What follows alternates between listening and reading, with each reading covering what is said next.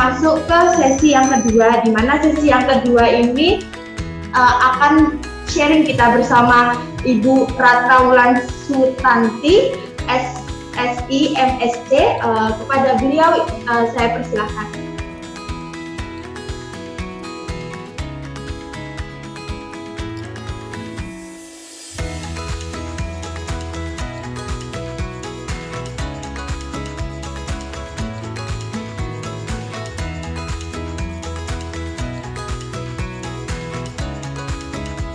Ya, selamat pagi.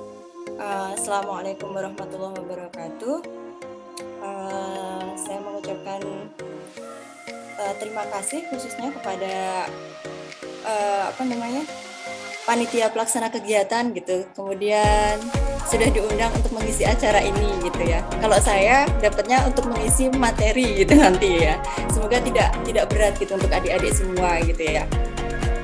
Nah, saya diminta Bu Inur gitu ya selaku ketua pelaksana itu untuk memberikan latihan soal gitu ya sebagai bentuk optimalisasi stimulus khususnya adalah soal fisika. Nanti ada 5 soal.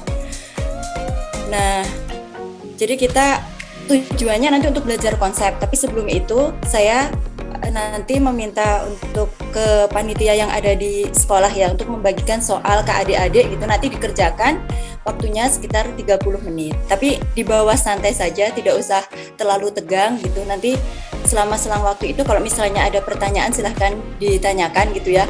Nanti untuk lebih jelasnya kita langsung sesudah 30 menit itu kita langsung ke pembahasan materi gitu ya. Terutama konsepnya yang saya tekankan nantinya ya. Gitu, karena itu menurut saya modal penting gitu ya kalau kita ingin mengetahui sesuatu gitu ya, apalagi ini kita terkait dengan ilmu pengetahuan gitu ya. Nah, mungkin saya minta tolong ini untuk ke panitia Bu Ulan. Pak Ibu semuanya akan mengkondisikan kelas untuk siswa itu mengerjakan soal. Kita beri waktu 30 menit, tetapi lebih cepat lebih baik karena soalnya itu tidak sulit sebenarnya. Intinya kita ingin melihat bagaimana sih pemahaman konsep adik-adik terkait dengan soal-soal fisika, dan saya yakin soal-soalnya sudah familiar deh yang adik-adik biasa kerjakan ya. Oke, saya semoga ya. Soal-soal dulu ke siswa ya. Semoga itu soalnya saya buat menurut saya sederhana ya, karena saya ambil dari semester 1 sampai pertengahan semester 2 ini soalnya. Mungkin tujuannya adalah kita memberikan bekal ke mereka. Kita tidak membebani, tetapi kita hanya ingin tadi kan ngobrolnya udah santai, jadi kita ingin memberikan bekal ilmu ya Bu Ulan ya. Iya. Berarti kalian diminta untuk mengerjakan itu dahulu agar Bu Ulan bisa menganalisis. Tapi biar enggak kita kalian sudah paham, kita malah berikan kembali kan, kayak itu mubazir. Jadi ya ini diberikan oleh Bu Ulan tujuannya untuk mengenal kalian dan mengetahui kalian itu ada di posisi mana kalau dalam mata pelajaran fisika itu. Jadi ini tujuannya Bu Ulan itu ya untuk memberikan ilmu ke kalian, berbagi ilmu dengan kalian. Tapi jangan jadi beban, karena ini nggak ngetes, kami di sini nggak ngetes. Iya betul. Ya, jangan terbebani. Untuk Bapak Ibu boleh istirahat sejenak ya, karena kami akan melakukan treatment kepada mahasiswa. Oke, terima kasih ya. Bu Inul mau masak. Bu Budi.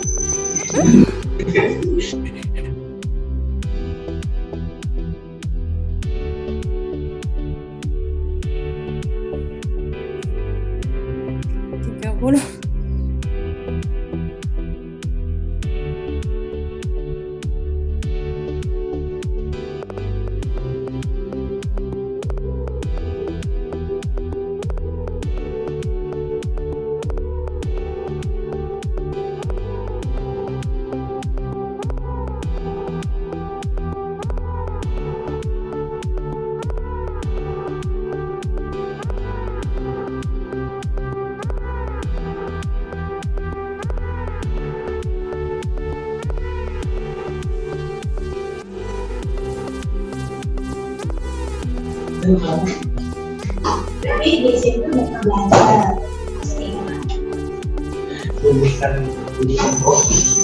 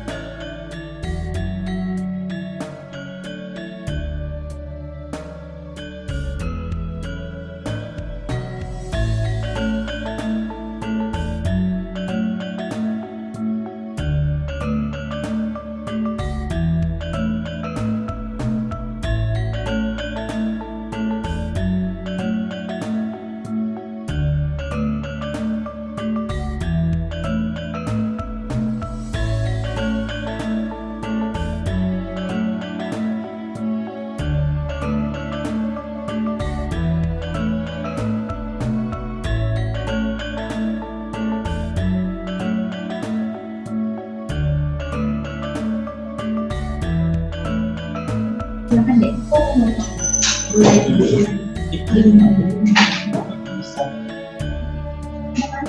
Baik, karena ini adik-adiknya sampun selesai untuk mengerjakan soal-soalnya, mungkin saya serahkan kembali ke Ibu Ulan.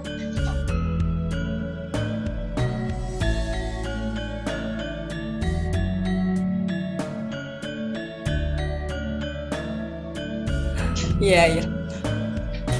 Pertanyaan ke adik-adik nih pertama, soalnya mudah kan? Ada yang belum dapat dari sekolah? Apa semuanya sudah dipelajari di sekolah dari 5 soal tadi? Bisa.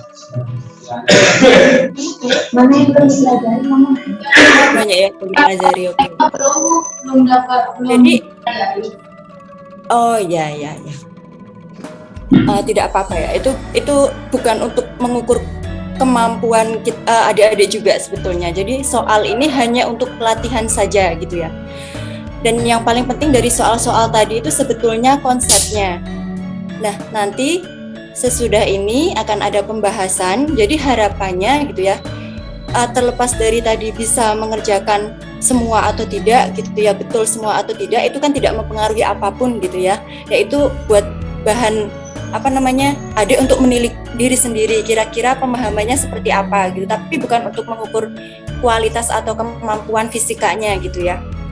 Nah, nanti ketika ada penjelasan terkait dengan soal-soal itu tadi, harapannya gitu ya, konsep yang saya berikan paling tidak ada yang bisa diserap adik-adik gitu, sesedikit apapun misalnya. Syukur kalau misalnya dapat banyak gitu ya, gitu, karena saya memaklumi gitu ya, selama 2 tahun ini ada pandemi gitu ya, ada kurikulumnya juga lebih dipersempit sepertinya ya, kemudian juga bisa jadi efektivitas pembelajaran itu tidak bisa dipungkiri pasti berubah daripada yang sebelumnya tatap muka gitu ya, karena biasanya bisa full sekian jam jadi dipersempit gitu ya. Dan apalagi fisika itu kalau menurut saya kan, jadi kita mempelajari semua fenomena alam gitu ya, padahal Tuhan itu menciptakan alam semesta yang begitu luas, nah dan itu kita pelajari, dan itu sangat menurut saya rumit gitu ya, sangat rumit, dan kemudian kita bahasakan dengan bahasa matematika gitu. Nah harapannya nanti ketika diberi penjelasan juga, adik-adik kalau misalnya ada yang tidak tahu, silahkan langsung diinterupsi, langsung tanya. Saya tidak tahu, sekecil apapun pertanyaannya, misalnya simbol-simbolnya saya tidak tahu itu apa, tanyakan gitu ya. Jadi tidak usah takut, tidak usah khawatir gitu. Ya mungkin tidak usah serius juga gitu, santai saja gitu. Ini juga bulan puasa gitu, kasihan juga karena mengerjakan soal juga nanti tegang gitu. Itu ya harapannya konsepnya gitu, karena itu menurut saya modal. Ini di awal misalnya gini, adik-adik kalau soal itu ibaratnya kan ketika adik-adik bisa jadi misalnya punya masalah gitu ya. Ketika punya masalah kita kan tidak ujuk-ujuk gitu ya, tiba-tiba masalahnya selesai gitu kan, tidak semuanya itu bisa instan.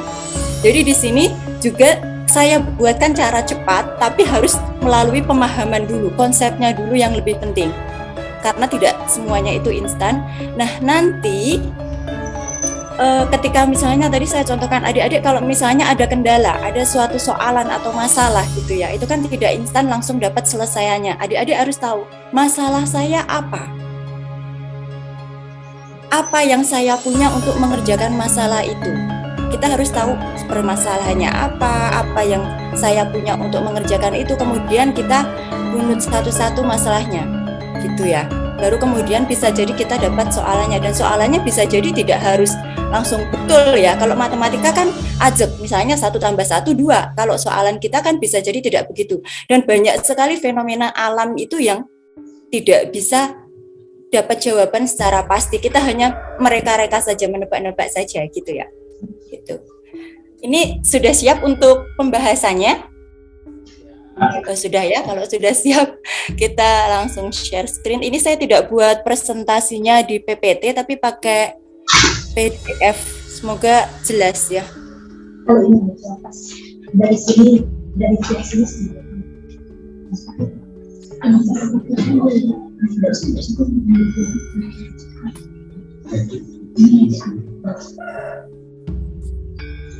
Ini kelihatan nggak ya? Jelas ya?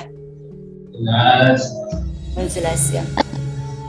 Langsung ke soalan saja ya, Dek ya. Kita uraikan satu-satu dari nomor 1. Kira-kira tadi jawabannya apa, Dek? Dari A, B, C, D, E. Boleh salah satu menjawab apa? Oke, kita selesaikan dulu. Oke, tadi kan dari soalnya kita lihat grafiknya ya. Kita lihat grafiknya. Kita harus analisa itu grafiknya grafik apa dulu. Kemudian ada 2 partikel, partikel A dan partikel B gitu ya. Dia mula-mula berimpit. Berimpit itu berarti maksudnya dia jalannya bareng gitu. Dari posisi start yang sama.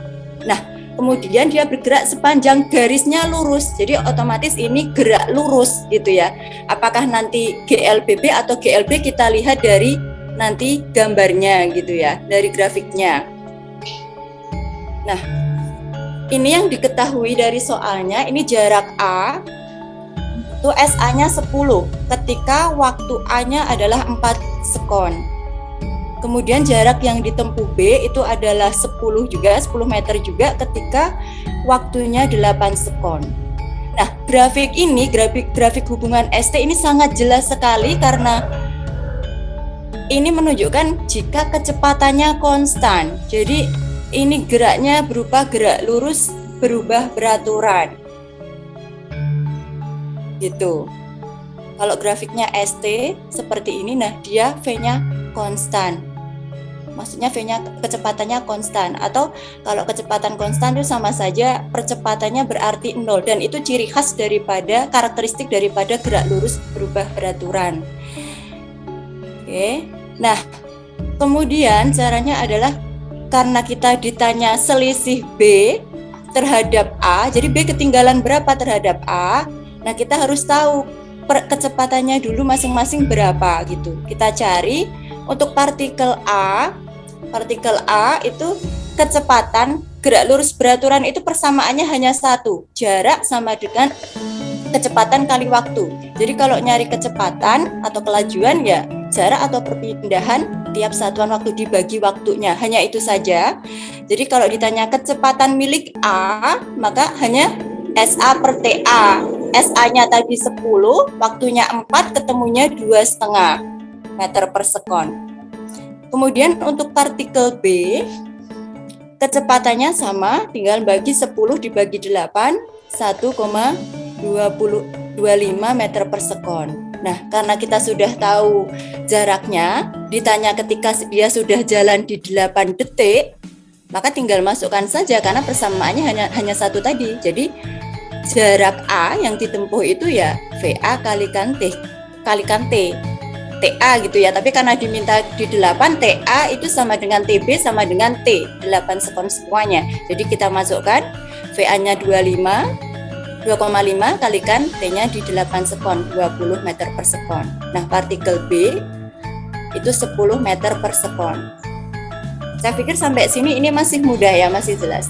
Nah, kalau ditanya selisih ya berarti tinggal mengurangkan gitu ya, dimutlakkan supaya hasilnya tidak negatif gitu ya.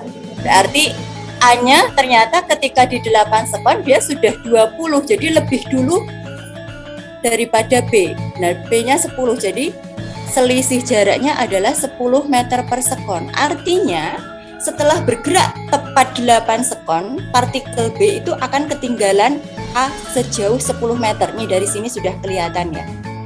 20 kurangi 10 ini A-nya lebih dulu. Gitu. Nah, ini untuk selingan ya adik-adik. Apa sih bedanya? Itu tadi kasusnya GLB gitu ya. GLB itu hanya punya satu persamaan S sama dengan V kali T gitu ya. Kalau sekarang misalnya grafiknya seperti ini, kalau tadi grafik hubungan ST gitu ya. Nah, sekarang saya ganti kecepatan waktu. Jadi grafik hubungan VT gitu ya. Kalau ini V-nya berubah tiap waktunya V-nya berubah. Misalnya gini, ketika 4, V-nya 10 untuk yang A ya. ketika yang B misalnya ini yang lebih ketika 0 dia di 0 gitu ya. Kalau yang B ketika dia T-nya 0, waktunya 0, V-nya juga 0. V kecepatan mula-mulanya juga 0. Ketika waktunya 8, V-nya ternyata 10 gitu. Jadi artinya karena tiap waktu dia kecepatan tiap waktunya berubah-ubah, maka grafik ini menyatakan grafik GLBB gitu. Nah, karakteristik daripada GLBB, kalau tadi GLB itu A-nya pasti 0 atau V-nya kecepatannya konstan, kalau GLBB percepatannya itu tidak sama dengan 0. Tidak boleh 0. Artinya dia punya kecepatan dan kecepatannya itu berubah-ubah terhadap fungsi waktu gitu ya, terhadap waktu. Nah, ini saya kira kalau dari SMP juga sudah dapat ya. Persamaan ini, persamaannya ada 3 gitu ya. Kecepatan akhir sama dengan kecepatan awal ditambah percepatan kalikan waktunya. Kemudian untuk rumus jaraknya atau perpindahannya sama dengan kecepatan awal kalikan waktu ditambah setengah kalikan percepatan kalikan waktu. Untuk kecepatan akhir kuadrat sama dengan kecepatan awal kuadrat ditambah 2 kalikan percepatan kalikan jarak atau perpindahannya. Nah, kalau dari soal misalnya soalnya tadi sama seperti yang nomor 1 tapi hanya saya ubah grafiknya. Kira-kira jawabnya bagaimana? Nah, ini berbeda karena kita lihat dari karakteristiknya saja sudah berbeda. V-nya tadi konstan sama gitu. Kalau ini tidak, V-nya berubah ya. Nah, ini yang diketahui ketika TOA-nya waktu awalnya A itu 0 sekon. Mungkin terus ini grafiknya kan sambil nggak kelihatan dan sepertinya dikunci jawabannya sudah pegang belum ya? Nanti bisa sambil dilihat ya, karena sudah ada jawabannya ya. Nah, ketika mula-mula 0, kecepatan mula-mulanya juga masih 0 gitu ya. Ketika TA-nya waktu akhirnya 4 sekon, kecepatan akhir milik A juga 10. Kemudian diketahui lagi ketika waktu mula-mula untuk B masih di start 0, kecepatannya juga masih 0. Kemudian ketika dia sudah T akhir, waktu akhir ketika di 8 sekon, kecepatan milik B, kecepatan akhirnya sudah 10 sekon. Ini diketahuinya di sini. Nah, ditanya soalnya sama, berapa ketinggalan B terhadap A gitu. Nah, kalau tadi kita nyari kecepatannya dulu. Kalau sekarang kita nyarinya adalah percepatan partikelnya gitu. Coba, kalau kita lihat dari sini, percepatan itu definisinya, nah ini konsepnya ya, percepatan itu didefinisikan sebagai kelajuan atau kecepatan tiap satuan waktu. Jadi ada perubahan kecepatan tiap rentang waktunya gitu. Ini diambil dari persamaan yang pertama tadi deh. Persamaan yang satu, nah dari sini A itu kan sama dengan V min V0 per delta T-nya gitu. Dari sini ya. Hasilnya tadi persamaannya dari situ ngambilnya. Nah, berarti tinggal masukkan saja hasilnya ini. B hasilnya ini. Kalau kita lihat jawabannya hampir sama dengan nomor 1. Nomor 1 yang tadi sebelumnya di atas yang A ya. Yang kalau tadi nilai 2,5 dan hasil 1,25 itu adalah percepatan kecepatan masing-masing. Kalau sekarang percepatannya. Gitu. Nah,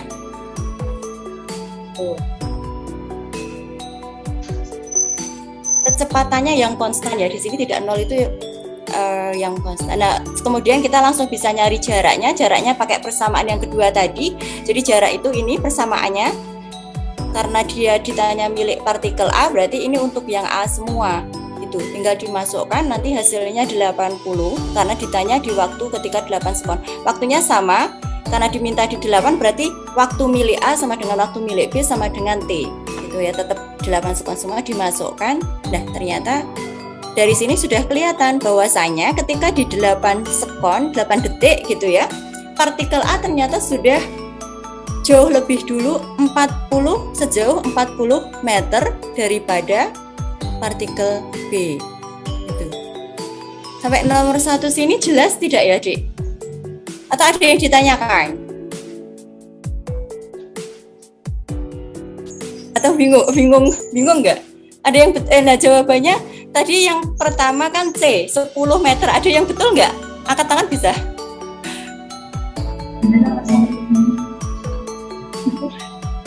Belum ada yang Nggak ada ya. kan?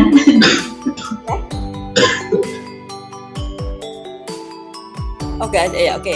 Ini berarti nggak ada pertanyaan ya. Kalau nggak ada pertanyaan bisa lanjut ke yang nomor 2. B bisa. Oke. Jadi gini, saya tekankan gini, Dek. Ini kan konsep mekanik mekanika ya. Mekanika itu dibagi 2, ada kinematika dan ada dinamika gitu. Mekanika itu apa sih? Ada kata mekanik di situ, gerak gitu. Jadi kita mempelajari terkait gerak suatu benda gitu. Nah, ada kinematika. Kalau kinematika itu kita mempelajari gerak suatu benda tapi tidak melihat apa penyebabnya. Misalnya kita tidak, jadi di situ tidak ada misalnya perhitungan gaya geseknya berapa, tingkat kekentalannya berapa, misalnya kayak gitu ya kalau kasusnya di viskositas gitu ya. Atau kalau dinamika kita memperhitungkan penyebab daripada gerak suatu benda gitu. Nah, di sini kita masih belajar itu, dan menurut saya konsep gerak lurus dan konsep gerak lurus berubah beraturan itu adalah kunci daripada gerak-gerak yang lain yang nanti akan adik-adik kenal gitu. Ada gerak jatuh bebas misalnya, gerak vertikal ke atas, gerak vertikal ke bawah, gerak parabola dan lain sebagainya. Tapi ini untuk kasus yang lurus ya. Kalau di sini saya tidak membahas yang gerak melingkar sih. Nanti khawatirnya juga belum sampai karena ternyata ini saya ambil materi yang awal pun ternyata juga belum gitu ya. Ini masih sederhana menurut saya. Oke, sekarang kita ke nomor 2 gitu. Di nomor 2 itu ada kasus suatu benda gitu ya, bendanya berupa bola kemudian dilemparkan vertikal. Jadi maksud saya dilemparkan vertikal ke atas gitu ya. Karena dia dilempar vertikal berarti sudut elevasi atau sudut kemiringan antara benda itu tadi terhadap bidang horizontalnya, bidang datar gitu atau tanah gitu ya. Itu katakanlah tepat 90 derajat gitu. Nah, kemudian benda itu dilempar punya kecepatan. Kalau dilempar gini kan otomatis ada punya kecepatan awalnya kan ya. Nah, kecepatan awalnya itu 20 meter per sekon, kemudian percepatan gravitasinya misalnya dianggap kita pakai yang 10 meter per sekon kuadrat gitu. Ditanya, waktu yang dibutuhkan untuk kembali menyentuh tanah itu berapa gitu. Nah, ilustrasinya ini, ketika suatu bola dia dilemparkan tepat ke atas, vertikal ke atas, punya V0, maka dia ketika di sini sampai di puncak gitu ya, dia akan punya namanya waktu puncak. Nah, terus ketika di kondisi atas, ingat, ketika di atas kalau kita belajar terkait energi potensialnya maksimum, tapi energi kinetiknya 0. Kenapa? Karena V-nya 0. Jadi kecepatan di sini itu 0. Pasti 0. Nah, kemudian ketika dia sudah sampai puncak, dia akan jatuh ke tanah. Jadi ada 2 kali ya, sampai ke atas ini dia punya TP, nah ke bawah dia untuk waktu sampai tanah. Jadi nanti di sini saya T, makanya T nanti 2 kalikan TP. Oke. Nah, konsepnya adalah kita bisa pakai misalnya kalau kasus dilemparkan vertikal ya kita pakainya gerak vertikal ke atas gitu misalnya ya. Nah, ini karakteristik yang pasti daripada gerak vertikal ke atas. Kecepatan awalnya ada, artinya dia tidak 0 gitu, dan percepatannya itu sama dengan minus G. Kenapa kok tandanya minus gitu ya? Kan tadi Bu Budi sudah menyampaikan di awal gitu ya, bahwa banyak sekali fenomena, misalnya kenapa kita masih napak di bumi, kok kita nggak melayang-melayang, ya itu salah satunya adalah karena gravitasi gitu ya, kalau kita belajar Newtonan gitu. Karena menurut Newton, kalau setiap benda bermassa itu pasti dia akan menuju ke pusat bumi gitu kan. Nah itu karena pengaruh ini nih. Nah, G-nya minus itu karena dia melawan. Kalau Newton itu versinya G-nya itu ke bawah, selalu ke pusat bumi, jadi ke bawah gitu, tepat ke bawah, tegak lurus. Nah kalau ini karena dia ke atas, makanya dia tandanya minus. Jadi minus ini karena dia menunjukkan ke atas, gitu. Nah persamaannya sama persis dengan gerak lurus berubah beraturan, hanya saja di bagian A-nya itu menjadi minus G. Yang 3 tadi, persamaan di awal tadi yang 3, nah sekarang itu menjadi minus G gitu. Jadi V sama dengan V0 minus GT. Ini S-nya saya ganti H ya, karena ketinggian itu sama dengan, atau bisa jadi ada yang menyimpulkan Y atau tetap S ya, tidak masalah, itu hanya penyimbolan saja. V0T minus setengah GT kuadrat, V kuadrat sama dengan V0 kuadrat min 2GH. Jadi harapannya paling tidak adik-adik tidak ngapalin rumus, tapi dari GLBB tadi, makanya saya bilang itu kunci daripada semua gerak-gerak lurus, baik itu beraturan maupun tidak beraturan, itu kunci daripada semua gerak yang lain. Nah, kalau tahu yang GLBB rumusnya ini pasti adik-adik tidak akan menghafal. Kalaupun menghafal hanya bagian ini saja, tapi konsepnya tidak. Gitu. Nah, ketika benda mencapai puncak, V-nya ini 0. Jadi waktunya, misalnya saya ambil yang dari sini kan paling mudah ya. Jadi T itu sama dengan V0 per G, itu sampai ke atas saja. Padahal dia dimintanya sampai tanah, maka dia harus ke bawah, gitu ya.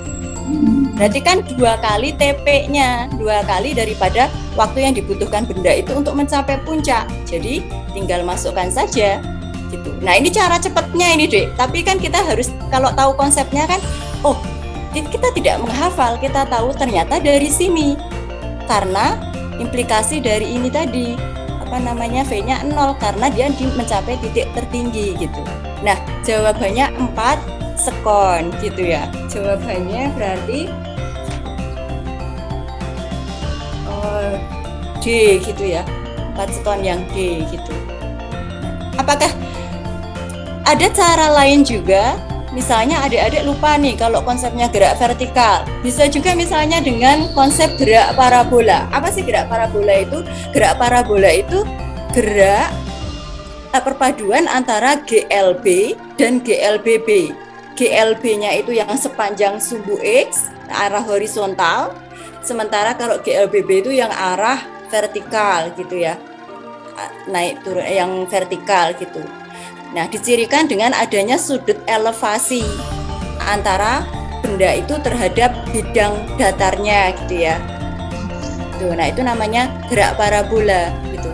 Nah, kita bisa mengerjakan, misalnya kalau adik-adik misalnya ingatnya gerak parabola gitu ya. Kita pakainya adalah karena ini bisa dikerjakan dengan gerak parabola. Nah, pada kasus ini karena dia dilemparkan vertikal ke atas, sudutnya itu ya dianggapnya sudutnya 90 derajat gitu.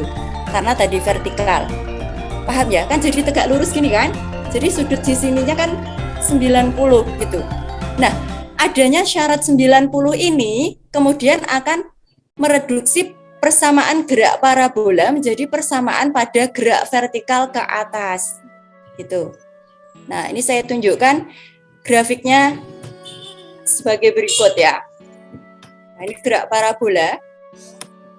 Gambarnya kira-kira gini. Ini kalau untuk terapannya sangat banyak sekali. Misalnya pebasket gitu ya. Kira-kira kalau dia dari jarak sekian mau masukin bola basket supaya bisa masuk, kira-kira sudut elevasinya berapa gitu ya. Selain dari faktor kebiasaan, ternyata bisa juga dihitung secara fisika gitu ya, lewat bahasanya bahasa matematika gitu ya. Tapi ya itu tambah masalah.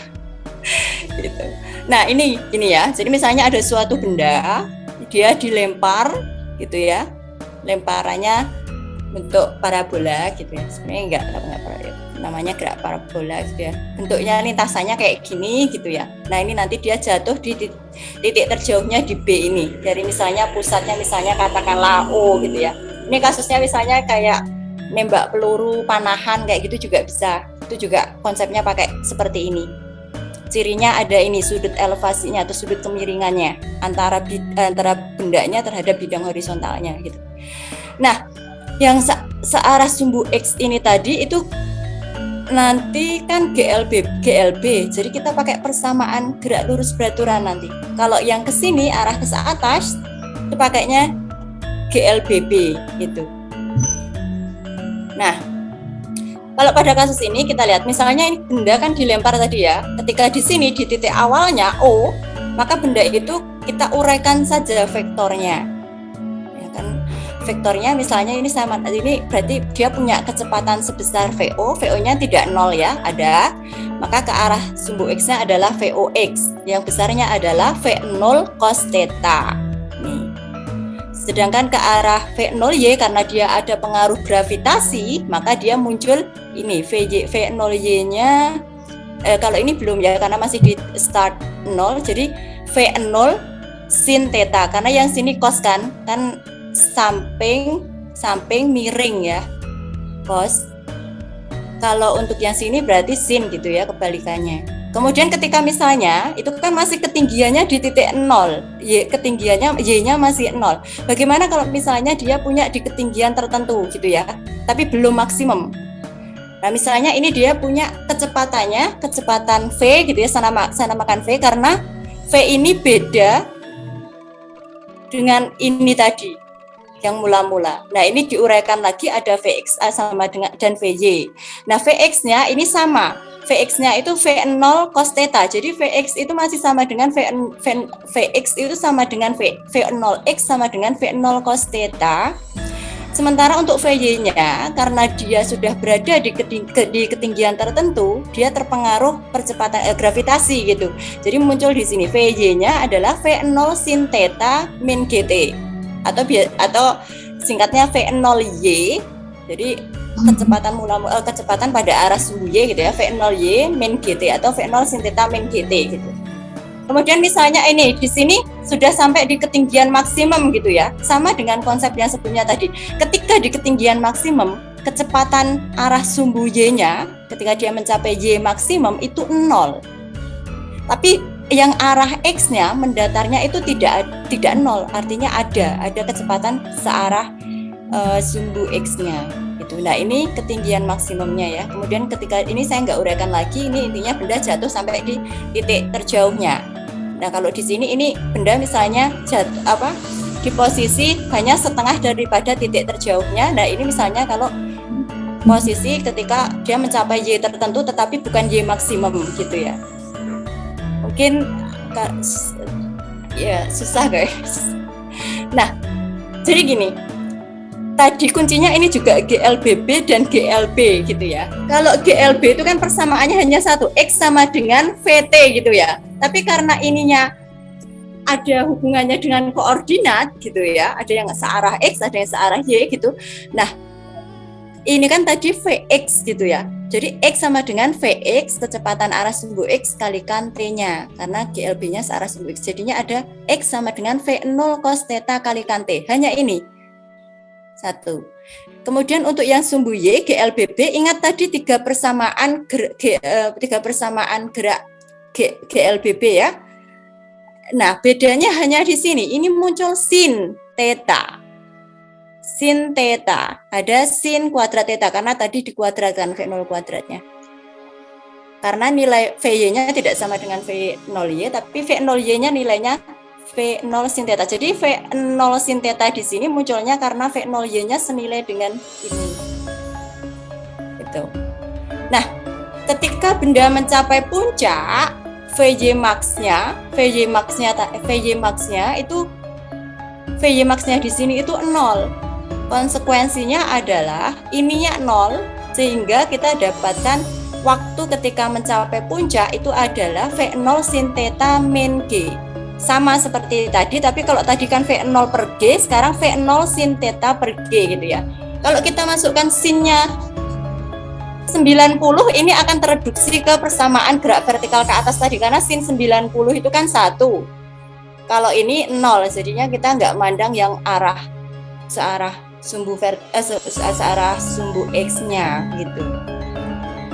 Nah, karena kita tahu waktu puncaknya segini, maka saya bisa nyari ketinggian maksimumnya berapa gitu. Saya masukkan ke sini. Ini diganti TP, T-nya diganti TP, ini diganti TP, hasilnya adalah V0 kuadrat sin kuadrat theta per 2G gitu. Nah, kalau waktu benda untuk jatuh ke titik terjauhnya, misalnya kalau TP kan di sini ya, ketika benda sudah sampai di sini. Nah, kalau titik terjauhnya, jadi waktu yang diperlukan benda untuk dari O sampai ke B itu adalah 2 kali T puncaknya. Berarti hasilnya 2V0 sin theta per G gitu. Sama kayak mirip kayak tadi, tapi kalau sin tetanya 90 kan berarti 2V0 per G, sama kayak yang sebelumnya tadi. Nah, jarak maksimumnya tinggal masukkan aja. T-nya ini diganti ketika maksimum, dimasukkan ke sini, ini disubstitusi ke sini, nanti hasilnya ini.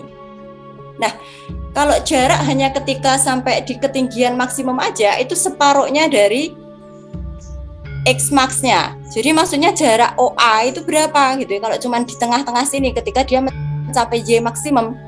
Nah, itu hanya setengahnya dari yang jarak ke B gitu. Jadi setengahnya ini tinggal masukkan. Gitu. Nah, ini bisa juga untuk mengerjakan. Nanti silahkan kalau mau nyoba pakai ini juga bisa gitu ya. Sin tetanya nanti silahkan diganti dengan 90 gitu. Masih belum ada pertanyaan? Sudah bisa semua? Jangan tiba-tiba pada tidur semua didongengin lah. Ya, ini sepertinya sudah makin siang dan makin berat mungkin ya. Jadi udah. Ibu Ulan, ini kalau saya kecepatan atau bagaimana tolong disampaikan saja ya, karena saya juga ya mengejar waktu juga gitu. Tapi semoga paling tidak adalah adik-adik sedikit, oh ternyata GLB begitu, GLBB begitu, gerak vertikal begitu, gerak parabola begitu gitu ya. Ambil simpelnya aja, kalau tahu GLB dan GLBB mau bentuk gerak yang lain tuh bisa gitu, maksud saya begitu. Oke, Ibu Ulan, sisa waktunya 10 menit lagi, nggih? Wah, 10 menit. Oke, ini semoga bisa ngejar ya. Nah, ini kemudian ada suatu benda, dua massa, kemudian dia ditarik katrol gitu ya. Ditarik katrol. Nah, kita bayangkan kalau misalnya di sumur yang masih model pakai katrol ya. Itu kan coba kita bayangkan kalau ada modelnya seperti ini, ada dua massa, otomatis dia akan di massanya yang berat itu dia akan turun. Nah, pada kasus ini M2-nya lebih besar daripada M1, maka dia yang bagian M1-nya naik, yang M2-nya turun. Jadi geraknya gini kan. Gitu. Nah, artinya ini percepatannya ke atas, arah gerak bendanya ke atas, ngikutin arah percepatan gitu ya. Yang ini ke bawah karena dia turun, karena dia masanya lebih berat. Jadi fungsinya sebagai pemberat di sistem ini. Gitu. Ini masih mekanika ya, bukan dinamika. Jadi kita nanti nggak bahas torka, ini diabaikan. Kasusnya tegangan talinya juga masanya diabaikan dan massa katrolnya diabaikan gitu. Jadi ini pakai mekanika biasa. Nah, kita urai gaya-gayanya. Kalau di sini massa 1, setiap benda bermassa itu pasti punya namanya gaya berat. Gaya berat itu W simbolnya sama dengan M1 kalikan G, untuk M2-nya M2 kalikan G. Nah, karena dia tali gitu ya, maka dia punya namanya gaya juga, namanya tegangan tali. Nah, tegangan talinya ke arah sana. Nah, ini ada 2T ini sama, saya tulis T ya. Yang satu oleh massa 1 akibat katrol, yang satu oleh katrol akibat massa 1. Jadi dia aksi reaksi di sini jadi sama nilainya, jadi langsung saya tulis T. Yang ini sama gitu, yang ngurainya sama. Nah, tapi hati-hati di sini. Cara mengerjakan salah satunya adalah kalau ditanya tegangan talinya gitu ya, harus kita tahu percepatan dulu. Kita tinjau untuk massa 1-nya. Nah, massa 1-nya ini misalnya untuk mempermudah adalah kita pakai koordinat 2 dimensi ya, karena ini kan hanya 2 dimensi, Y sama X gitu ya. Nah, ini cirinya gitu, karena ada pergerakan maka sigma FY-nya sama dengan sigma M kalikan A. Nah, anggapannya, nah ini yang penting ya Dek, jangan sampai lupa. Anggapannya semua gaya-gaya yang searah dengan arah geraknya atau searah A-nya percepatannya itu dianggap positif. Jadi pada kasus ini T-nya positif. Kita massa 1 itu tinjauannya hanya yang ini aja, yang saya merah ini. Yang ini enggak. Yang massa 2 nanti hanya ini, diingat-ingat. Nah, arahnya ini karena searah dengan A-nya, T-nya berarti dia positif. T minus W1 sama dengan M-nya hanya M1 saja, karena hanya ngangkat ini, M1 kalikan A. Nah, hasilnya ini. Kemudian tinggal ngurai aja. Massa 2-nya sama, tapi karena dia turun, berarti arah yang searah dengan arah gerak benda adalah W2-nya. Maka W2 min T sama dengan ini. Nah, karena dia sama, T ini sama dengan T ini, berarti kan bisa ditulis begini. Ini juga sama dengan ini.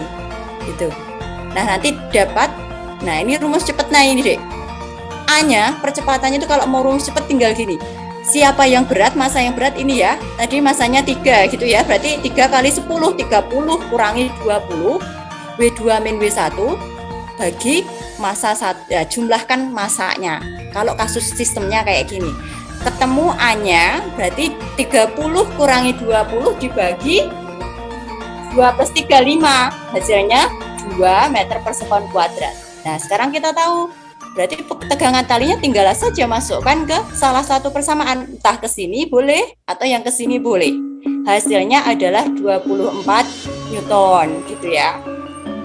Nah, atau kalau pengen cepet lagi gitu ya, kan tadi harus A dulu, daripada ngurai, kita langsung tinjau semua sistem. Kalau ninjau semua sistem gini, kita sudah urai semua gayanya, sudah tahu arah geraknya kemana, satu ke atas, satu ke bawah gitu ya.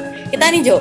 Ini kan minus ya, karena dia arahnya berlawanan dengan ini. Jadi minus 1 tambah. Jadi kita ninjau semua, nggak satu-satu per massa. W1 ditambah minus W1 ditambah T yang ini ditambah T yang minus W tambah T yang ini kurangi yang ini, tambah ini kurangi ini. Nah, ditambah ini. Karena ini tadi tambah kurang, ini juga tambah kurang, akhirnya saling menghilangkan.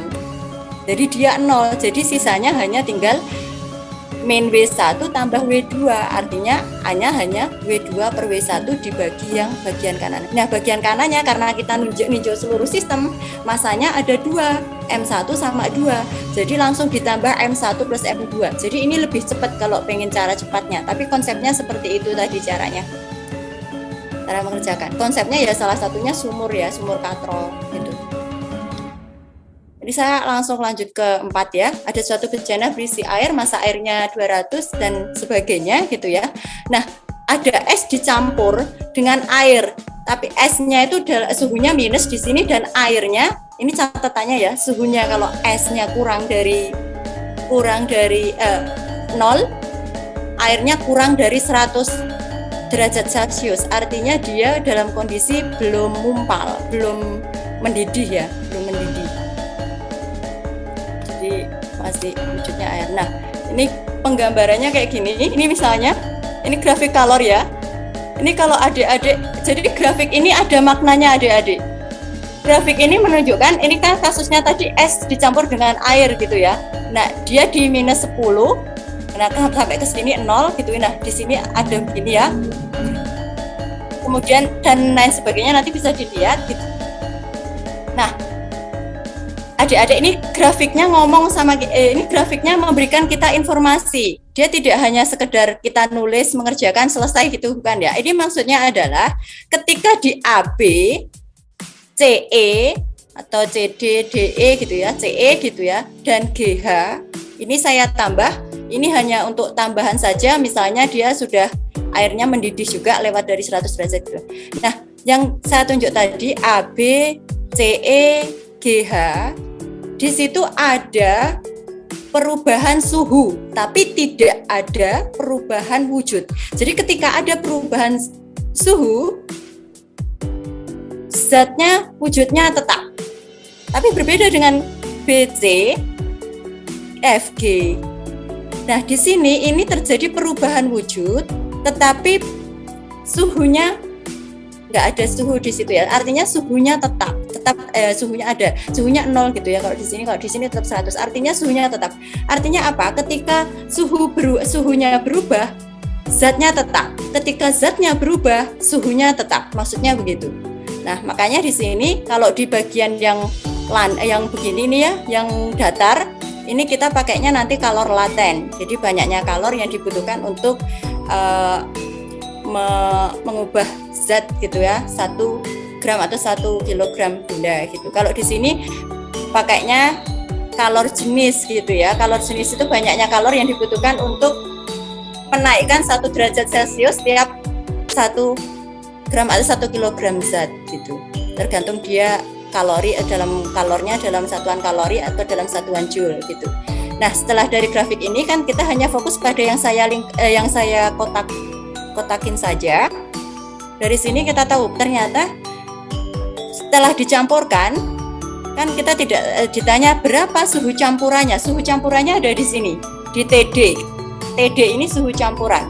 Nah, kita harus tahu, menurut azas Black itu menyatakan bahwa kalor yang diserap oleh es gitu ya, pada kasus ini akan sama dengan kalor yang dilepaskan oleh air. Makanya dia nanti akan mencapai titik equilibrium atau titik kesetimbangan ketika suhu campuran keduanya itu sama. Nah, kita lihat hasilnya dari persamaannya gitu ya. Kalau azas Black itu dari situ menyatakan bahwa Ki serapnya sama dengan Ki lepas. Nah, Ki serapnya itu tadi berarti semua ini dari sini sampai ke bawah ini. Ini QAB ditambah QBC ditambah QCD. Kalau Ki airnya hanya bagian ini saja. Jadi QDE saja. Nah, kita urai, ini saya urai per ini ya. Berarti QAB-nya itu karena ada perubahan suhu, persamaannya adalah MC delta T. Nah, karena ini S, jadi masanya massa S. Kalor jenisnya kita pakai kalor jenis S karena wujudnya masih S. Kemudian delta T-nya adalah perubahan suhunya, ya berarti TB min TA gitu. Ditambah QBC ke sini. M kalikan L, masanya massa S kalikan kalor leburnya. Jadi ada peristiwa melebur di sini atau mencair. Nah, sebesar ml ini ya. Kemudian satunya lagi MC delta T, tapi masanya masih S karena tadi bendanya S, tapi C-nya ini sudah C air karena dia lewat daripada 0 derajat ini kalau menurut ini ya, karena kan wujudnya sudah, artinya sudah mengalami proses pencairan di sini ya, tapi dia makanya pakainya C air. Jadi hati-hati di bagian ini. Nah, T-nya itu adalah TD min TC. Nah, hasilnya nanti ketemu ini karena TD-nya tadi T campuran jadi masih muncul di sini. Nah, ini saya pikir bisa ya, nanti silahkan lihat di rumah. Nah, terus ada kalor yang diserap bejana diabaikan. Atau misalnya kalor yang diserap kalorimeter itu alat untuk mengukur kalornya diabaikan gitu, atau wadahnya gitu diabaikan. Karena diabaikan artinya wadah itu tidak memberikan sumbangsih kalor terhadap mereka tadi yang dicampurkan. Jadi Q-nya 0.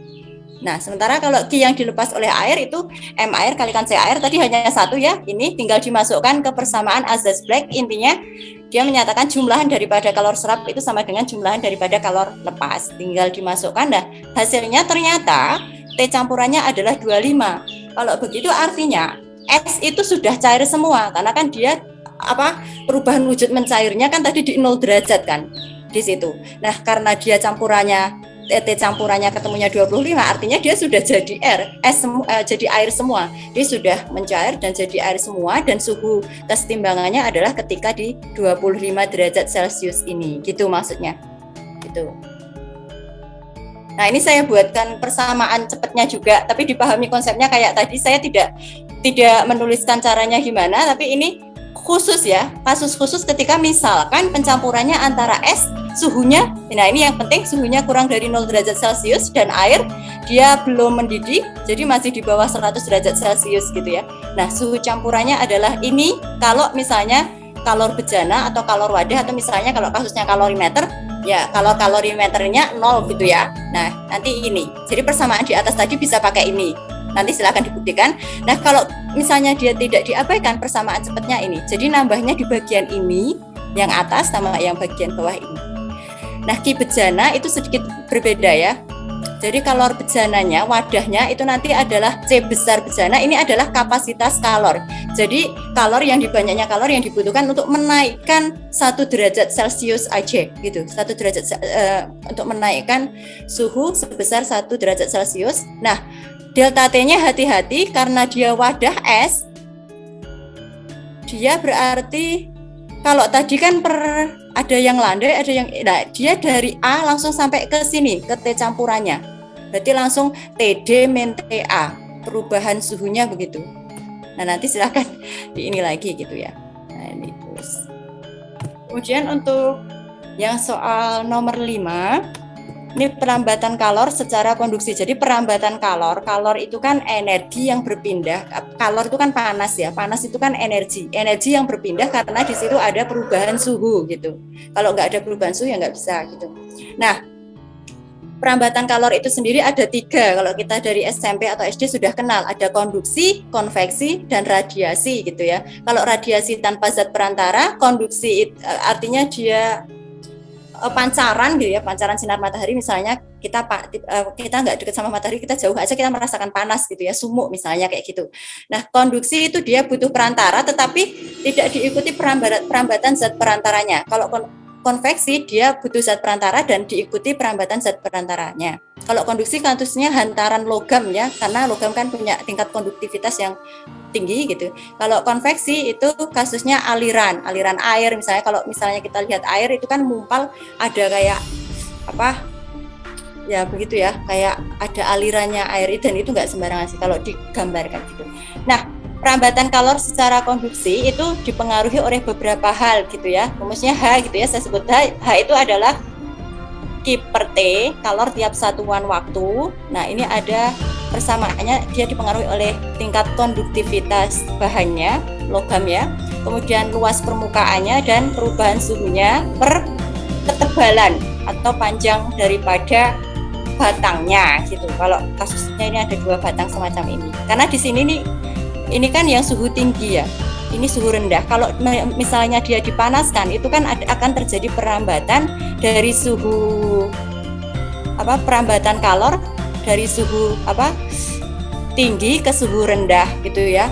Sama kayak kasusnya pencampuran tadi. Nah, dia akan mencapai titik suhu bidang batas antara keduanya, suhu campurannya nanti di sini ini. Nah, ini ditanya TC-nya berapa?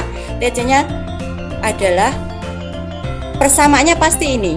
Kalau kasusnya ditanya TC-nya, mesti perambatan kalor bagi A, logam yang A ini akan sama dengan batang logam yang B gitu. Nah, ini tinggal dimasukkan saja, nanti hasilnya saya kira ini juga masih mudah. Karena tadi dikatakan di soalnya jenisnya berbeda, logamnya jenisnya berbeda, artinya tingkat kekonduktivitasan logam itu berbeda. Antara Ka dengan Kb itu berbeda. Tapi ini panjangnya sama, luasannya juga sama gitu. Terus ya itu tadi ya udah dijelaskan. Nah, Ka-nya ini bedanya hanya di sini. Kalau Ka-nya tetap, Kb-nya tadi 2 kali Ka-nya. Jadi dimasukkan saja. Kalau T-nya saya sudah kelihatan, ini Ta, ini Tb-nya, nah T-nya ditanya. Tinggal dimasukkan, nanti hasilnya 40 derajat Celcius gitu. Kalau pengen cara cepatnya seperti ini, tapi konsepnya seperti tadi, awalannya dari sini gitu ya. Nah, konsep cepatnya dari sini, tinggal masukkan aja dari yang diketahui di soal gitu deh. Gitu ya.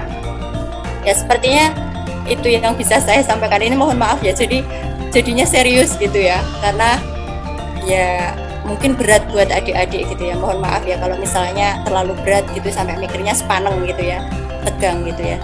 Nah, semoga ada yang bisa diambil gitu konsepnya gitu. Terus untuk catatan tadi saya untuk GLBB sepertinya saya ada yang kurang ya boleh ya. Percepatan GLBB itu konstan ya. Kan tadi saya menulisnya tidak sama dengan 0 ya, betul, tapi maksud saya konstan ya. Nanti silahkan kalau ada yang salah ketik nanti tolong adik-adik sendiri, diganti adik-adik sendiri. Ya, itu sekian dari saya. Assalamualaikum warahmatullahi wabarakatuh. Mohon maaf. Waalaikumsalam warahmatullahi wabarakatuh. Terima kasih Bu Ulan Sutanti. Oke, jadi adik-adik ada yang sedikit saya tekankan bahwa dalam pengerjaan soal itu mungkin kalau misalnya di beberapa bimbel adik-adik selalu diminta untuk menyelesaikan dengan cara yang cepat, ya pasti cara cepat. Nah, tapi percayalah bahwa terkadang yang lebih utama dari adik-adik diminta untuk menyelesaikan dengan cara cepat, tetapi adik-adik harus paham konsepnya. Apapun itu bisa dikerjakan kalau adik-adik paham konsepnya. Tapi kalau hanya adik-adik sekedar menghafal, memang ada beberapa situasi yang mungkin adik-adik harus dihafalkan ya. Tapi kalau kita dalam mengerjakan soal, jangan sampai adik-adik menghafal sekian persamaan atau adik-adik dihafal untuk mengerjakan soal ini seperti ini. Adik-adik pasti pusing, saya jamin. Pusing adik-adik, karena kita mempunyai keterbatasan untuk menghafal, tetapi pahami konsepnya. Konsep itu yang penting. Jadi tadi yang disampaikan oleh Ibu Umulan tadi, itu sebenarnya lebih banyak ke pemahaman konsep. Sebenarnya konsepnya sederhana, kalau kita paham konsepnya, insya Allah seperti apa bentuk soalnya, serumit apa soal itu dibuat, tetapi kuncinya itu konsepnya. Jadi begitu juga kalau kita menyelesaikan apapun, yang penting konsepnya itu yang harus kita pegang. Ya, Ini apa namanya kunci jawaban yang dari Ibu Ulan. Tetapi mohon maaf saya hanya menggandakannya satu. Tapi nanti adik-adik bisa untuk ada di foto ke teman-temannya atau diberikan. Oh iya, ini menambahkan boleh Mbak Inur? Boleh silakan. Oh iya, itu kan kalau misalnya adik-adik butuh kuncinya gitu ya untuk belajar karena di situ tidak lengkap gitu ya. Nanti kalau misalnya mau yang ini juga nggak masalah gitu, nanti bisa saya email. Kalau misalnya mau untuk belajar gitu ya. Jadi sebetulnya tujuannya gini, kalau untuk latihan soal itu hanya ya untuk latihan saja, coba-coba saja gitu. Itu tidak menambah apapun, tidak terlalu banyak memberikan menurut saya tidak terlalu banyak memberikan terus kita tiba-tiba bisa fisika dengan banyak latihan soal. Menurut saya itu tidak, meskipun itu juga membantu gitu ya. Yang paling penting adalah modal kita belajar itu ya konsepnya, pemahamannya gitu. Terus tadi saya sepakat dengan yang dikatakan Mbak Inur gitu ya. Kalau cara cepat itu ya boleh gitu, tapi yang pakem-pakem saja gitu, yang ajak gitu. Kalau seandainya tidak, karena tidak semua cara cepat itu menyelesaikan maksudnya gitu, tidak bisa dipakai secara general, tidak bisa dipakai secara umum untuk semua kasus, karena kadang-kadang kan syaratnya beda di setiap soal itu gitu. Nah harapannya itu ya dibiasakan membangun perspektif yang pola pikir yang lebih yang dari awalnya gitu. Kalau katakanlah kalau kita belajar pohon gitu ya, kita harus tahu bagian-bagiannya secara utuh. Kita tidak hanya tahu, oh saya punya pohon, yang penting saya ambil buahnya, tidak begitu. Tapi kita harus tahu, kita harus mulai dari akarnya dulu. Akarnya kuat enggak? Nanti batangnya bisa tumbuh enggak? Dahannya gitu. Nah itu perlu kita semai di pikiran kita ya. Semoga itu juga sebagai bahan latihan untuk semakin. Jadi gini deh, belajar itu tidak harus banyak gitu ya, dalam misalnya sehari 5 jam gitu, tidak perlu, bisa jadi ya kan anak itu tergantung ya belajarnya, ada yang sambil dengerin musik, nonton TV, macam-macam, itu silahkan, tetapi kalau bisa sedikit tapi rutin gitu, jadi tidak full 1 jam 5 jam gitu, tidak harus begitu. Atau bisa juga disambi seperti Pak Arjana tadi gitu ya, sama seperti saya juga misalnya suka manga gitu ya, sambil baca manga sambil atau anime gitu ya, kita bisa hiburannya itu nanti belajarnya sedikit gitu, nggak masalah gitu. Karena ketika kita melihat sesuatu, semestinya apa yang kita lihat, apa yang kita dengar, apa yang kita rasakan itu sebetulnya ngasih informasi ke kita gitu ya. Nah kita di sini ini spesifik hanya belajar fisika gitu. Banyak sekali setiap ilmu itu saling terintegrasi gitu. Jadi adik-adik bisa ya saling menghubung-hubungkan gitu. Fisika saja nggak cukup tanpa matematika misalnya gitu, nggak cukup dengan ya kalau mau tidak mau ya bahasanya matematika gitu ya, salah satunya gitu ya. Itu mohon maaf ini kalau berat mohon maaf ya. Monggo Mbak Inur, dikembalikan ke Mbak Inur.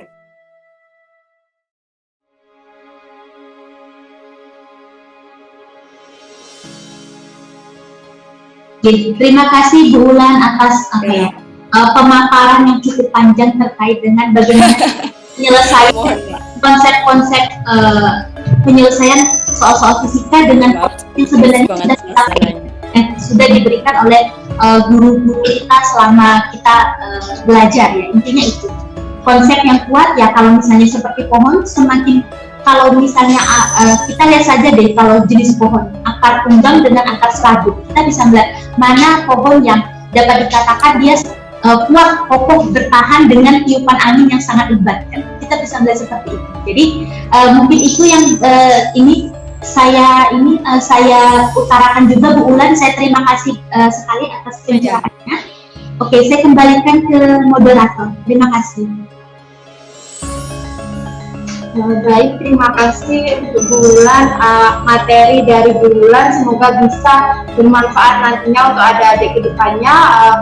Kemudian dari sesi 1 dan sesi 2 kita akan lanjut ke sesi sharing-sharing diskusi sama Kak Aisyah, sama Kak Dodi. Kita akan sharing-sharing bagaimana kita kuliah di Undiksa, bagaimana perjalanan kita kuliah di Undiksa. Mungkin bisa dimulai dulu dari Kak Aisyah deh. Sharing-sharing.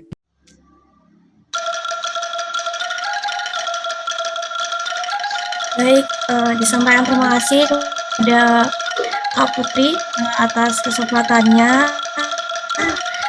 Halo, selamat siang adik-adik semuanya. Perkenalkan, nama kakak Aisyah Lutfi Wardani. Saat ini kakak adalah mahasiswa program studi pendidikan fisika Universitas Pendidikan Ganesha. Saat ini kakak ada di semester 8, jadi sudah tua.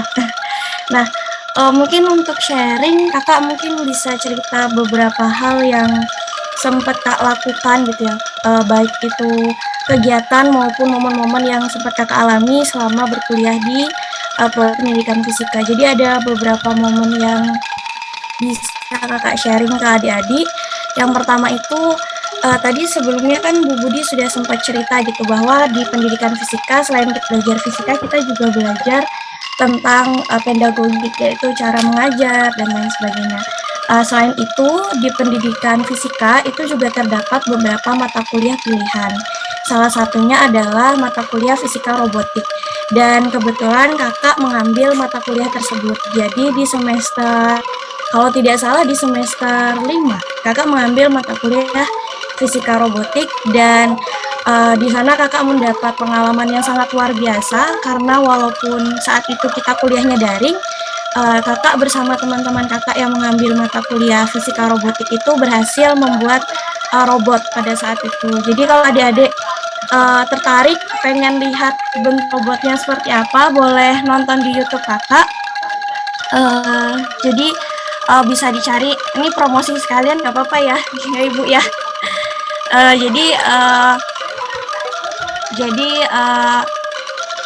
Jadi bisa di search di YouTube Aisyah Lutfi. Nah, di sana kakak sempat buat robot line follower robot gitu. Jadi selain belajar fisika gitu ya, adik-adik juga bisa mengembangkan potensi, apalagi ada yang tertarik dengan dunia robotik. Nah, di situ bisa tuh diasah. Nah, itu pengalaman kakak yang pertama. Yang kedua itu kemarin kakak sempat mendapat kesempatan yang sangat luar biasa untuk menjadi salah satu mahasiswa yang tergabung dalam program Joint Lecture bersama kampus Jerman begitu ya, dari Göttingen University, dan itu juga berkat support dari Pak Arjana. Ini kakak terima kasih sekali, beliau adalah mengikuti program seperti itu ya, program internasional. Jadi adik-adik tidak usah khawatir. Jadi kalau kuliah di fisika nggak cuma jadi mahasiswa kupu-kupu aja, kuliah pulang gitu ya. Jadi kita bisa mengembangkan potensi kita di luar dunia fisika lah kayak gitu. Selain itu, kalau potensi di luar dunia kayak matematika, IPA dan lain sebagainya itu, kakak juga kebetulan tergabung dalam tim debat fisika. Jadi selain kita belajar tentang fisika-fisikaan gitu ya, atau pendidikan-pendidikan, kita juga bisa mengembangkan potensi kita dalam hal apapun gitu, tidak menutup kemungkinan gitu. Salah satunya kakak juga tergabung dalam tim debat di prodi pendidikan fisika, dan itu memberikan pengalaman yang sangat luar biasa sekali gitu untuk kakak. Dan alhamdulillahnya prodi fisika, pendidikan fisika dan dosen-dosen di dalamnya itu sangat suportif sekali gitu dengan apa yang kita punya, dengan kemampuan yang kita punya. Jadi adik-adik tidak usah khawatir kalau kuliah di pendidikan fisika terus melulu hanya kita belajar tentang fisika saja, itu tidak. Ada banyak hal yang bisa kita pelajari di dalamnya kayak gitu. Dan termasuk juga organisasi kayak gitu, itu juga memberikan pengalaman yang sangat luar biasa. Dan terakhir, kalau kakak sendiri sih sangat bersyukur dan bangga sudah pernah menjadi bagian dari prodi pendidikan fisika, dan semoga memotivasi adik-adik untuk bisa masuk ke prodi pendidikan fisika gitu sih. Terima kasih. Selanjutnya mungkin dilanjutkan ke Kak Dodi kali ya. Kak Dodi mau sharing soal beasiswa ya Kak ya? Iya, mau sharing soal beasiswa di Universitas.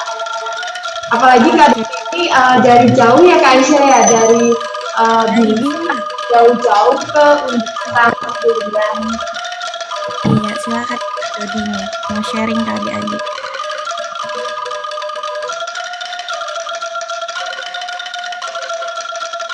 Oke, terima kasih. Selamat siang adik-adik semua. Mungkin tadi sudah dijelasin sama Kak Aisyah terkait pengalaman-pengalamannya kuliah di Unisa. Di sini saya mungkin sharing-sharing sedikit terkait dengan beasiswa ke kuliah. Nah, Sebelumnya saya ini berasal dari Bima, Nusa Tenggara Barat. Nah, kakak ini bukan orang kaya atau kakak nggak pernah merasa minder, tapi kayak teman-teman yang lain kan, aku ini orang nggak mampu, nggak bisa kuliah dah. Tapi enggak, kakak kayak nyari informasi gitu, beasiswa apa yang cocok untuk kakak. Nah, kebetulan di sini kakak itu angkatan pertama, angkatan 2020 itu angkatan pertama KIP kuliah, di mana KIP kuliah tersendiri itu disediakan oleh pemerintah. Nah, itu tuh programnya itu kita tidak mengeluarkan biaya apapun. Nah, mulai dari SPP kita gratis, lalu untuk biaya hidup juga kita dapat 700 per bulan. Itu sangat membantu bagi kakak. Jadi untuk adik-adik kalau merasa merasa nih kekurangan dana untuk kuliah, tenang aja. Pemerintah udah menyiapkan yang namanya KIP kuliah. Tapi KIP kuliah ini khususnya untuk kalangan tidak mampu, lalu untuk jalur SNPTN sama SBMPTN. Kalau jalur mandirinya masih dipertimbangkan oleh kampus tersendiri. Itu. Jadi kalau adik-adik mau ikut KIP kuliah ini, yang pertama adik-adik siapin buka dulu link KIP kuliah. Di sana itu adik-adik cuma mengisi data saja di sana, lalu pilih seleksi. Nah, ketika kalian sudah memilih seleksi terus lulus di kampus, di sana kalian hanya mengunggah berkas saja. Tidak ada biaya spesial pun, tidak ada, 0 rupiah. Jadi adik-adik itu selain mendapatkan biaya kuliah gratis, dapat uang saku 700 per bulan. Tapi untuk angkatan 2021-2022 ini meningkat uang KIP kuliahnya. Yang kuliah di Bali mendapatkan 800 per bulan. Itu mungkin sangat membantu bagi adik-adik jika nanti adik-adik ingin kuliah. Tapi ada syarat tertentu juga. Ketika kalian sudah lulus di kuliah, ada persyaratan yang harus kalian penuhi, di mana IPK kalian itu paling rendah itu 2,8. Jadi usahakan IPK kalian tuh maksimal paling rendah itu 3. Kalau kurang dari itu maka akan ada teguran dari Kaprodi ataupun pihak kampus terkait KIP kuliah kalian bagaimana ditindaklanjutinya. Jadi menurut kakak, jangan berkecil hati kalau kalian dari keluarga tidak mampu atau apa, masih ada jalur yang lain, masih ada KIP kuliah yang sangat membantu adik-adik semua. Itu aja yang bisa kakak sampaikan. Kurang dan lebihnya mungkin kalau ingin bertanya terkait kakak, nanti bisa chat kakak, atau ada apa-apa bisa langsung tanya ke kakak. Baik, itu aja, terima kasih.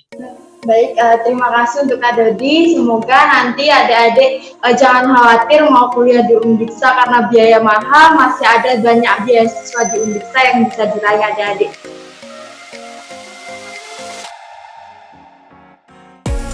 Kalau kakak sendiri mau cerita terkait bagaimana sih kakak bisa kuliah di Undiksa, lewat jalur apa sih kakak daftar di Undiksa? Kakak itu pernah ditolak di Undiksa jalur SNMPTN, kakak ditolak di Prodi Pendidikan Fisika juga. Bukan dari situ saja, kakak udah memplanikan dari SMA, kakak harus bisa, kan SNMPTN itu dari sekolah itu ada batasannya, harus daftar SNMPTN.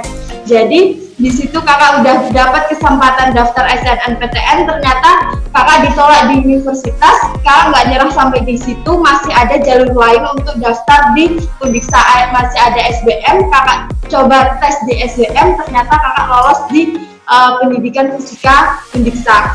Selain jalur itu juga tadi sudah sempat dijelaskan oleh Ibu Budi, ada jalur mandiri juga. Jadi nanti adik-adik kalau mau kuliah di Undiksa, masih ada banyak jalur untuk kuliah di Undiksa. Mungkin itu saja yang dapat kakak sampaikan adik-adik. Semoga informasi dari kami, dari Kak Aisyah, dari Kak Dodi, dari saya pribadi nantinya bisa buat adik-adik ke depannya. Mungkin itu saja. Sekian, terima kasih untuk sesi ini. Saya kembalikan ke MC Kak Aisyah.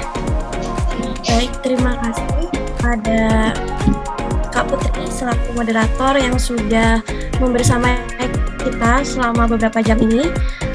Baik, selanjutnya kita akan melanjutkan ke agenda kita yang terakhir, yaitu penutupan. Pada sesi penutupan ini kita akan melalui bersama ada beberapa agenda begitu ya. Yang pertama adalah penyerahan atau pemberian simbolisasi buku dari ketua pelaksana kegiatan pada hari ini kepada pihak sekolah. Untuk selanjutnya mungkin langsung saya serahkan kepada Ibu Nur Farisa selaku ketua pelaksana kegiatan pada hari ini. Secara simbolis saja ya Dek ya, saya minta perwakilan satu putri, satu putra.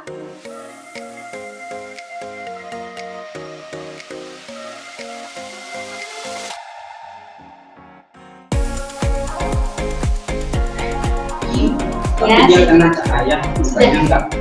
Ya enggak apa-apa, yang penting di foto aja. Oke, terima kasih Dek ya. Kita 1, 2, 3. Nanti ada yang lain dikasih juga.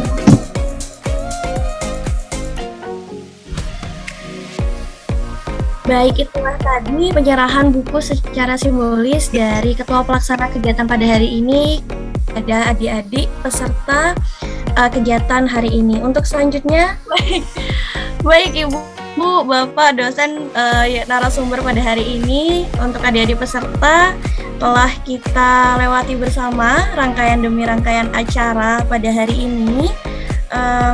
Alhamdulillahirrahmanirrahim, kita sudah sampai di penghujung acara, yaitu acara penutup.